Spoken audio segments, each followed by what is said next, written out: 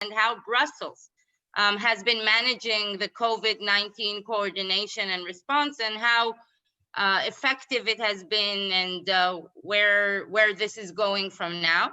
As always, I urge you, please, if you have any questions or comments you might have during the talk, probably better than my questions, please send them in, and they will be transferred, and I will be happy to ask them. And our distinguished guest today is Dr. Peter M. Wagner. Hello, Peter.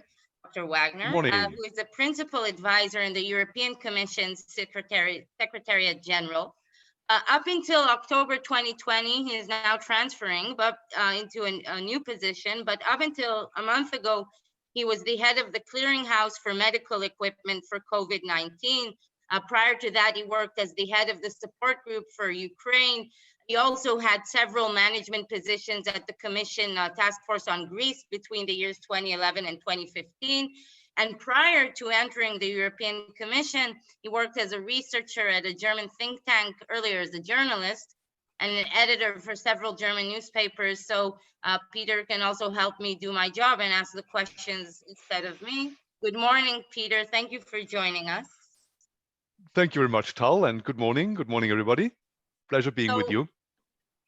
Our first question is always, it's identical. It's the elevator pitch stage in which you introduce yourself, who you are, and what exactly have you been doing in the past year? What has been your main work during the COVID-19? What is the clearinghouse? And please explain to us, give us your 3-minute elevator pitch. Thank you very much, Tal. I think what is my life and bio, you already gave a quite comprehensive insight. So let's start maybe with the beginning of the year. I started the year on my normal job, which I've been on for about 4 years, being in charge of reforms in Ukraine.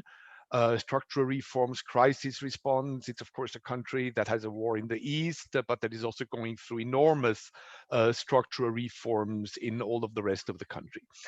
And then came Corona, and a few weeks later came a phone call, and I was asked whether I would be ready to move. Had a few hours to decide, and was offered to build up in the Commission the clearinghouse for medical equipment. What was it about? Now, we were not the ones procuring, because that is, and we will talk about the elements that structure EU health policy, but our responsibility was not to procure medical equipment, but twofold. Firstly, to unblock existing bottlenecks in the logistic chains, in the supply chains, etc. See where we could help upgrading EU production, how we could bring equipment that member states had ordered easier through from mainly Asia, etc. There was a whole range of activities there, talking to industry, talking to member states, exchanging best practices.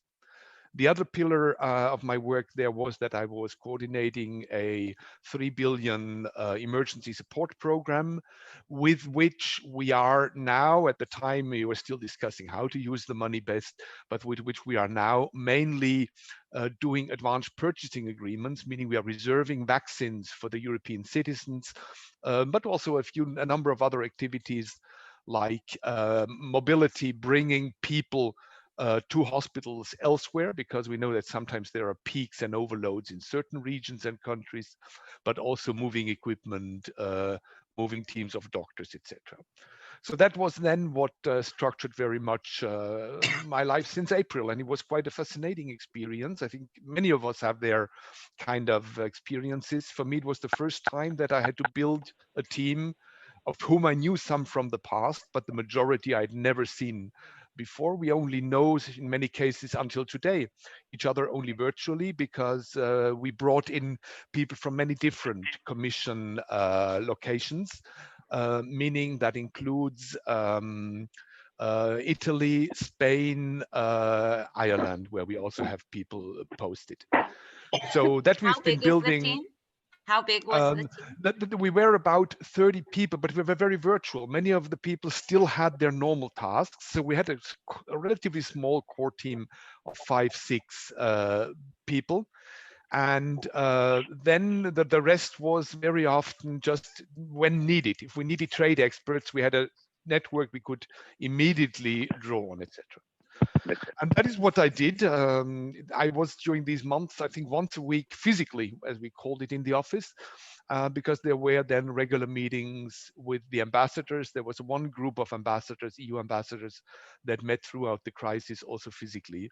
All the rest was virtual. So before we begin, correct me if I'm wrong, or here's the question: since the EU was established, it has not dealt with such a health crisis in such a scope of a health crisis? And of course, correct me if I'm wrong. But before we deal with the crisis, what are the main pillars and basics of EU health policy? Where does the EU begin and where do the states begin? And does the EU have any jurisdiction over the states on issues that have to do with health and medicine, etc.? Or are these, like, explain to us how the power, how it's divided? On the one hand, it's quite simple. And that is the responsibility is mainly with member states. On the other hand, there are many elements where the EU plays a role, where regulation has entered into force. There are centralized authorization procedures for medicines, vaccines now, for example, the EU has to play a role. So there is also a lot of regulation when it comes to medical devices, things like that. But I think if we look now in this kind of context, because I think you would have better specialists to explain the specialities of EU health policy. But if you look at the crisis and the crisis response, this was not only for the EU as an EU, but also for the member states, first one in a very long time. Yeah. And it is not only a health crisis. There is, of course, a health and emergency response where many of the first reactions are with the member states. There's no doubt about that.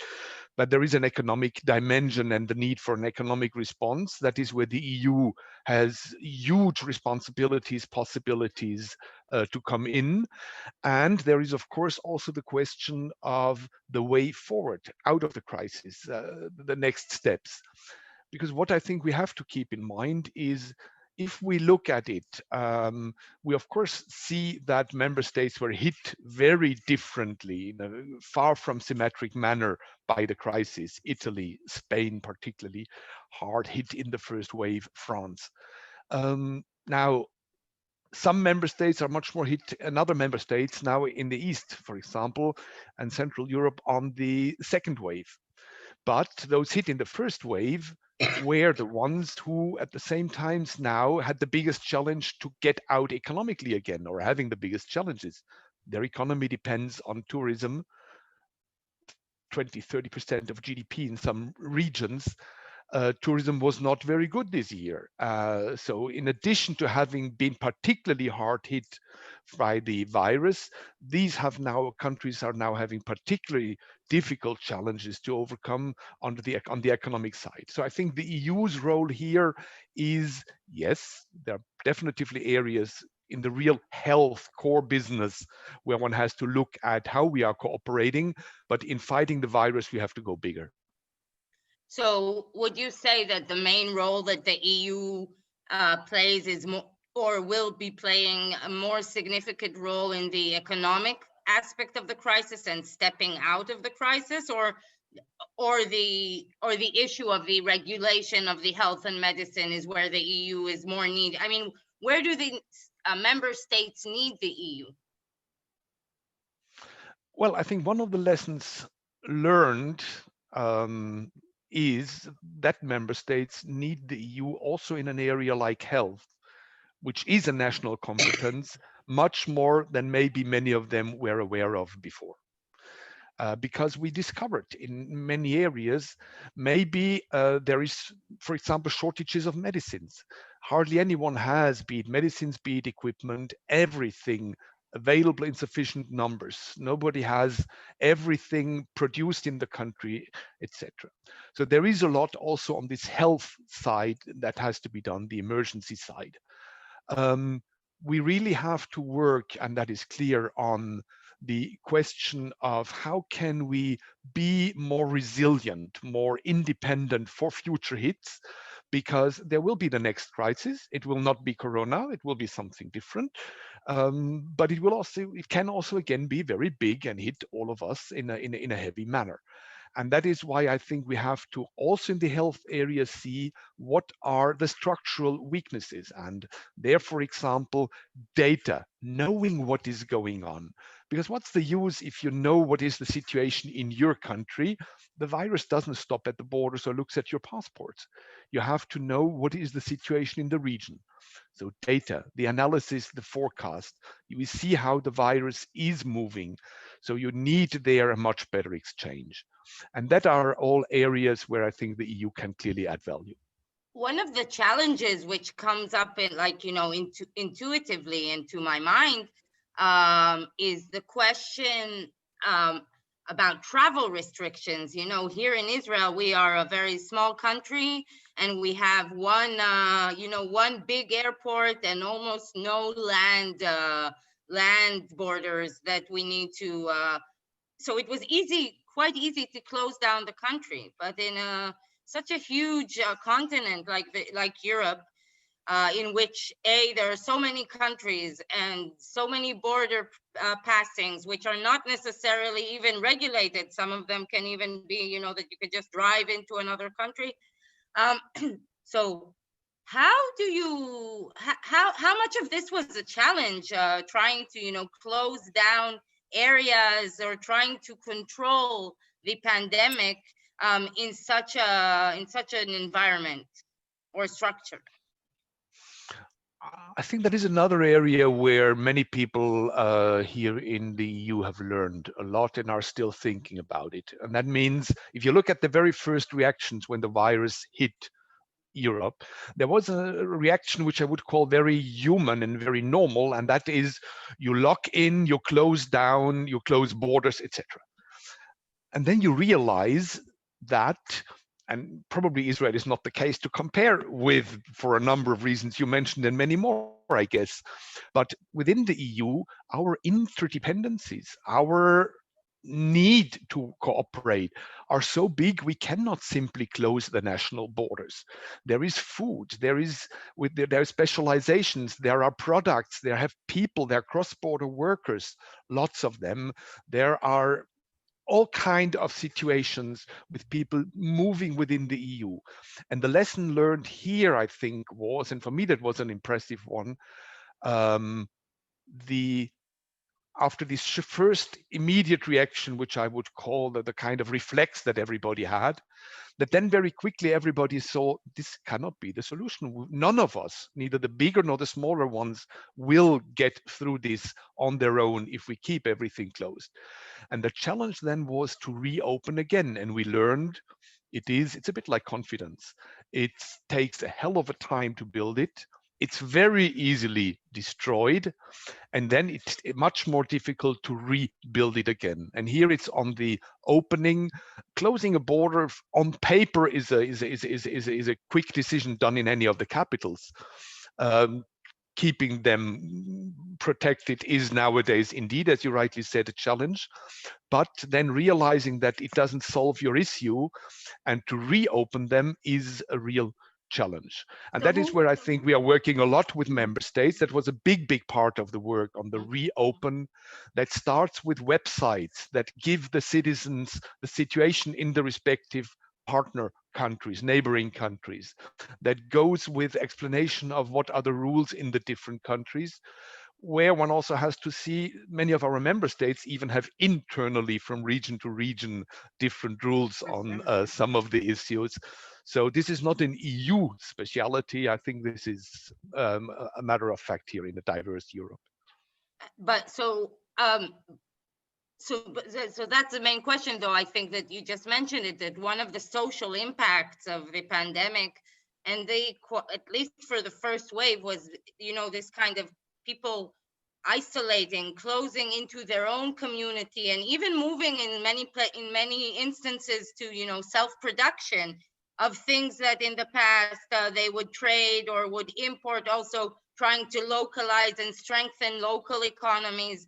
So this is its essence is against the essence of the idea, the main idea of the EU. It's like it creates, I know, isn't there like an impact of my nation first? First, we need to take care of our people, and then we will, and like, doesn't that kind of, you know, negate the main idea of the cooperation of the EU, or isn't it a challenge for it? I don't think so, because I think we have seen and learned immediately, and was not a very long process, that times aren't like that, that there is a very clearly defined nation state that is able to do everything on its own. Because you even see then within some of the countries, are you sure that the people are falling back on the state, or aren't they falling back on their regional dimensions, maybe even the family part or the village? So, you know, it's something that is not just the boundaries of that are not defined, and it's not by definition a state, a country. So that's why I think the EU rather has the advantage that I think we are showing and demonstrating at the moment, that in addition to what I said now, this working together and getting out, there are very, very strong signs of solidarity. And I mentioned, if you have now some who are hit more than others, with an effort and an approach of solidarity, you can get out better from it. And I think that is what the EU is currently demonstrating. If you look at our economic response package, 1.8 trillion euro, it's a figure you mentioned that had been working on Greece during the financial crisis. So we are used to very high numbers during the financial crisis. But what we are having here is even bigger. And there's a huge element of solidarity where people are ready to support each other and not to just take the benefit and run with it, because they know that they wouldn't get far. So also on that side, I think we are seeing very encouraging stories. I'm not saying everything is rosy, because as I said, it was a difficult start. And on many of the elements in this, the discussions will continue for quite a while. But again, you say production. Do you think that any of our countries will ever be able to produce all what we needed at the peak of the COVID crisis in a permanent manner forever? But so that's it. Yeah, but intuitive, like when you deal with medical equipment, right, or medicine. So if there's a limited amount of medicine or medical equipment, how much generosity and solidarity is there in when you have limited resources? Like, for instance, I mean, how much do you feel that the member states are, you know, part of how much do they feel part of an EU effort or continental effort, and how much are they taking care of their own needs first? Every government first has to look after its citizens, to which it is responsible by elections. There's no doubt about that. So I'm not naively here trying to present anything else. But there is a rational dimension in the cooperation, which the people see. If we take one example, there were moments when certain medicines needed in intensive care units were at the risk of running out in more than one region. And then when looking with industry, that was one and a part where we activated colleagues to look into it and to try and moderate that. You discover that firstly, part of the shortage is coming because people start hoarding and buying in panic. In Germany, there was the famous toilet paper and pasta that were running out, but there were also medicines. So by convincing the people, first message, if we all behave as rational as we can, and we are structures, we are institutions, we can overcome the pure human reflexes, and we can go for the more rational analytical approach, then the shortages will already be significantly less. Secondly, and that's where the EU value added comes in, we helped industry to coordinate production. So what normally you would call a cartel, and what we would not allow for, we looked for possibilities that in a moderated way, and again, not in a wild west and the winner takes it all or one company, but that in a moderated way, we ensure that with the in Europe available production capacity and accessible production capacities, we get our supply running. And then it was very quickly clear there would be enough for everyone.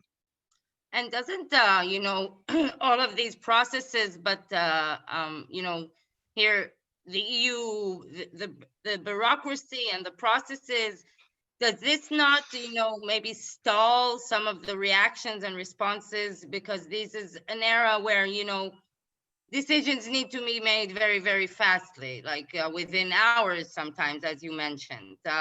So does it over-regulate the process in a way? I think there are two dimensions to also to the way one uses the word bureaucracy, and one which I like to clarify is when you talk with there about the number of civil servants working there, that is not that big. We are as many colleagues here as we are in many of the bigger medium-sized cities across Europe. So that is not necessarily the main issue. What is, of course, an issue is, yes, if you have to coordinate everything with 27. But, and I think the last few months, last year has shown that the emergency decisions can be taken in a very fast manner if you have processes that allow for faster crisis communication. Now, I mentioned the data knowledge need. I think we also discovered the need to have more exchange channels on which we can, in such a situation, quickly shuffle around information developments here and there. But I think we have demonstrated that the people, if you take the responsibilities and the decisions there where they have to be taken, that can be regional, that can be a national, but that can be EU-wide. But if you allow for them to be taken at the lowest possible level, and that's where we are not over-regulating, we are not regulating many of the issues that are necessary to tackle the immediate fights and to organize hospitals and any of that. But if you, for example, regulate that instead of having 27 authorization procedures for medicines, you have one centrally run, and we pool our resources, you're better off. Similarly, of course, the crisis response, the immediate ones, the first intervention is a national, regional, local responsibility. But when a certain moment you see that you're running out of your resources, it is good that you're part of a coordinated, bigger structure where, and we have programs such as rescEU, we have stockpiles on certain things, all of it clearly steep learning curve, but you have it. And we can, as we are already now doing again, then move equipment that is available in excess in one country or region into another one. And that is where I think the value added is. So it's coordination, which is always coming, of course, with certain challenges. And democracy needs its time. If we have all the actors, of course, democratically well involved parliament, in our case, the council of the member states, etc., that takes its time. But that's always and everywhere, I think, also a domestic issue. Is there any consensus requirement for decisions amongst the 27, like in foreign policy affairs? Is there, to make an EU, for the Commission to make an announcement or do a policy, does it need to be approved by all of the 27 member states? That depends exactly on the kind of what it would be about. And if we take, for example, also then these possibilities, as I said, health, the rough version is the majority of the responsibility is very clearly with it's a member state domain. We regulate certain areas on medicines, etc. We have a few other issues where there are European actions developed over time, but it's a relatively clear, I would say, member state driven and dominated area. But of course, we saw there was a need for vaccines. There was work on vaccines going on. Now, can you imagine that 27 member states somewhere between relatively small and relatively big, talking to industry, trying to negotiate for each of them what we are doing to reserve possibly forthcoming vaccines. As it was with the medicines, it was very quickly, this is the things of hours and days, clear this is not what will be the solution for the majority of us. So here, the Commission, by not overstepping, but in a clear agreement with the member states, is assuming, and that's a historical first one, the role of negotiating and doing then also down payments for the reservation cost, the availability of vaccines. And afterwards, and that's this intelligent approach of it, how to deploy them, how to use them, how to buy them also with everything that is linked to it, that will then be member states' responsibilities. But they're doing it under the roof or on the platform, whatever image you prefer, that the EU is providing. And we have, with this approach and investing around 2 billion euro so far, we have brought together a quite good, I would say, portfolio of potential vaccines, which, if they are coming up, we will have the possibilities to also then procure them. Not, and that's something which if you allow me to add that, while not forgetting the rest of the world, because while doing that, we firstly always put an emphasis on increasing production capacity. Europe is very strong in vaccines traditionally. And what we do is strengthening the production capacity, what is in the interest of the world as a whole. And we should not forget the EU has been one of the co-leaders, and President von der Leyen has been hosting the pledging platform under COVAX and the international initiatives, where by now I think we're close to 16 billion euro have been pledged internationally for the development, but also later on deployment of vaccines also to middle and low income countries. So while looking after ourselves, and you're always then coming back to the, I would say, narrower scope of it, it is very important that you have people in such a situation who also try to look beyond, to reach out. And we assume that responsibility. So what would you say is the main lesson, or the main lesson is probably the best word, the main lesson that the EU learned or deployed between over the past year during, the first and second wave? And where do you think this is going from now? I saw that the President von der Leyen also announced basically that the European Commission is taking the first steps towards building a European health union. So what does that mean, and where will this take us, like in 5 years from now? Wow, now I must be a visionary, but no. Let's come to the first question. The lesson learned, I think I mentioned it. It was, after a very painful beginning, for me, very encouraging to see how we got our act together, how we pull ourselves together and are pulling us all together out of this situation. And whatever will come, we'll all face a difficult winter, etc. I think the encouraging elements are there. The EU has demonstrated also under this kind of enormous pressure, it can act, and it can act decisively. Now, and I think it's not a coincidence that we are very much having this hashtag nowadays, stronger together, because it is really the leitmotif of a lot that we are doing. Now, more specifically on the health union package that has been presented, this is not putting into question the overall treaty-based balance of the overall responsibilities. But, and I was already, I think, indicating certain areas where within the current, well, we call it treaty, you would call it constitutional framework, there are certain elements where the EU could and should do more. And that's where the EU for Health program, for example, but also other areas. Because I said, we're really trying to look at it as not only as a health challenge, it's a resilience challenge.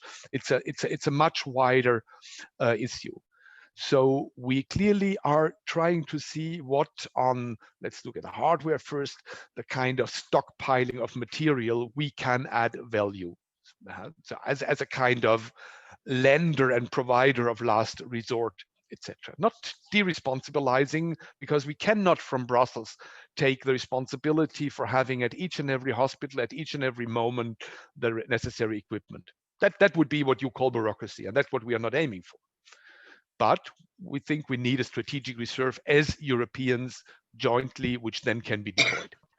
Secondly, I think that we saw that a lot of the discussions, also publicly, were around the information flow. So I mentioned we need better data.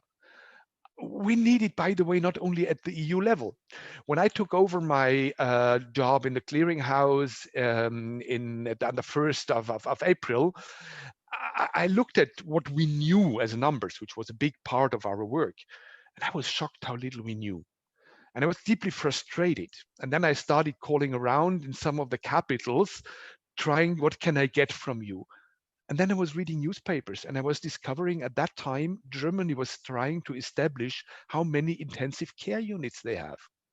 Now, honestly, if a member state which is having the reputation of being decently organized, yeah, has such at that moment crucial information still to build up, and they have it now fully under control, it shows that yes, we have to do more at the European level, and we have to find an intelligent way of bringing now again 27 data sets together. But it will also be a lot more on the kind of strategies and where can we, a lot from the preparedness perspective, try and look at it. But there are many big areas. There's the whole cancer area. So there's the antibiotic resistance area where we are very active in the research field. So with one of the pillars where the EU is running some of the biggest worldwide programs, we are heavily there. Now we have to see that many of these are much more proactively, intelligently linked also with the health policy dimension. So in a way, it seems like the EU is actually could emerge, at least from the health perspective and the health policy perspective, that it could emerge after COVID-19 actually in a better situation and better equipped for future challenges or health challenges and pandemics, right? Because you are building the structural response, and this will be in use for other health challenges in the future, not necessarily a pandemic, right? Health and other challenges that the EU might be facing, yes. And let's say there's a whole school of historians and political scientists who say that the EU has always come out stronger longer term from such crises, because one of the structural lessons learned was that very often more better, different kind of cooperation can be the solution to our respective challenges. Now here we really have a new level of that. It's a particularly big challenge, and it will for sure continue having the difficult discussions about this right balance. But yes, I'm pretty much convinced. If you look at the 5 years dimension that you mentioned, sorry, I didn't answer that part of the question. The short version of the reply to that is we will be better off. We will be out of the crisis in a coordinated manner. We will have achieved progress on what we also have running in parallel, the whole green and climate change agenda, but we also have at the same time as Europe to catch up on the digital front. So maybe we can use the amounts, or we intend to use the amounts available now on this economic side also to do much more there. So I'm pretty much convinced that on many of these issues, the EU will be better coordinated, stronger, better prepared, more resilient in 5 years' time. So it's always nice to end on an optimistic and positive note. And I will, and having said that, I will say that people, some of our watchers, one of their questions, they miss Europe. So one of their questions is, when can Israelis come back to visit Europe? But let's say that, of course, I don't think you're in charge of the pandemic, but is there any outlook, and just on that positive note, is there any positive outlook for the EU tourism industry, and how much is that part of a bother? How much is that not bothering? How much is that issue occupying Brussels? The issue of the tourism industry and bringing back tourists not only from outside the EU, and that will be our last question.